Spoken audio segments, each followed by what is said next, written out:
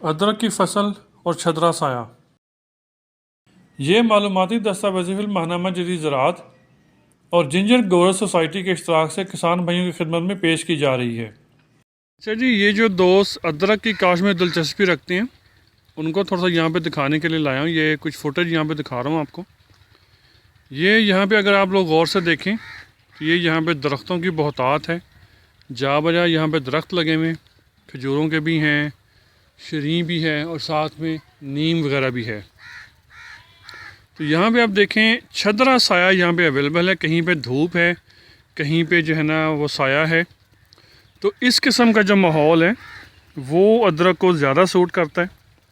यहाँ पे जब हम खेलियाँ बना के और इसको लगाएंगे अदरक को, तो ये ना बहुत ज़्यादा गर्मी होगी और ना बहुत ज़्यादा सर्दी होगी। तो ये देखें, ये इस तरह का छदरा साया अगर हम अदरक को प्रोवाइड करें तो इंशाल्लाह उम्मीद है कि जो अदरक है वो अपनी नशोनुमा पूरी करेगा। तो ये यहाँ से मैं गुज़र रहा था, मैंने कहा चलिए आप लोगों को यहाँ पे दिखा दें कि अदरक जो है उसको किस किस्म की एनवायरनमेंट की ज़रूरत होगी।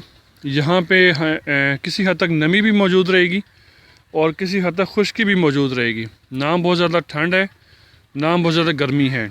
तो इस तरह का साया या इस तरह का माहौल अगर हम अदरक को दे सकें तो वो इंशाल्लाह बेस्ट रहेगा जी इंशाल्लाह।